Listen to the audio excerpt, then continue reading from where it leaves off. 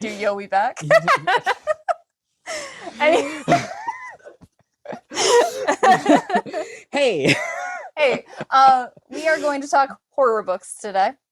Specifically, The Sacrifice. Yes, because Rin Chupeco is my beloved. I've read a lot of Rin Chupeco books in the past calendar year. Yeah. And this bad boy fits in the great new genre that we are obsessed with plant horror. Yeah, plant horror is really Rin Chupeco's thing. I tend to think that every horror writer has something they want you to be scared of. Yep. Like, T. Kingfisher really wants you to be scared of houses.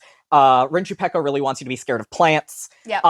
Specifically trees? Especially trees. Yeah. Evil trees are the vibe, and as someone who's lived in very rural areas, yeah.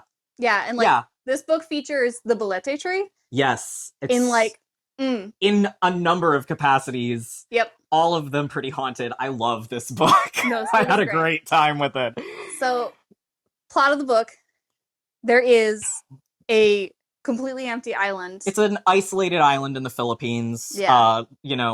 Renowned for its natural beauty, TM. And also ghosts. And also for being extraordinarily haunted. Yeah, so haunted the locals do not go to this island. They do not hang out on it, and they don't even, fish. Yeah, everyone exercises a firm policy of, don't fuck with it, it won't fuck with you. Yeah. And then a Hollywood crew rolls up to be like, this is where we want to film our ghost hunting bullshit. Yeah, we're going to bring a shitty actor who has some allegations against him. We're going to revitalize his career on this ghost hunting show on this haunted island that we were told explicitly not to go to. And the locals are scared by of many it. people. Yeah, and we're just going to And we're going to find, there's someone that everyone mentions who's apparently paid by the government to take care of this island. We're going to find them. And we're gonna, hire them as our local guide. Yeah, as our person. So that's the protagonist, and the viewpoint character is their local guide. Also known as, their job is just to tell people, hey, don't go on this island. Bad things will happen to you. This is a warning for your own safety. Yeah. So the first thing they say to the Hollywood crew is, you shouldn't be here. Yeah. Not a threat. Just a warning. Just a heads up. You shouldn't be here. You certainly shouldn't hang out here. And you absolutely shouldn't start disturbing stuff with drones and shit to try and... Or building an entire complex with cabins and, heating and generators and all of this bullshit. Which they do. Of course. So Alon hangs out with them to make sure that they don't fuck anything up too bad and to protect them and to do what they can to mitigate the damages. Yeah, they do their best to make sure no one dies. It goes about as well as Alon expects it to. Yep. One of my favorite things about Rin Chupeco's writing and horror in particular is I really love horror where your viewpoint character is not experiencing a horror novel. No. Because for Alon, this is kind of just...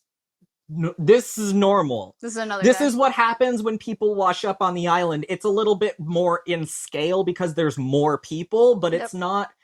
They're not frightened or terrified by anything that's going on. That you found a corpse, all right, Alon's kind of rolling with it. Yep.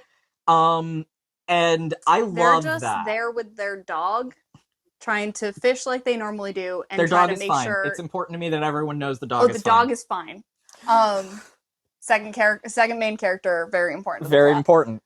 Yeah, and the Hollywood crew is instantly let's go in the caves, let's fuck with the trees. They immediately want to lick everything just to find out what kind of curses they can discover.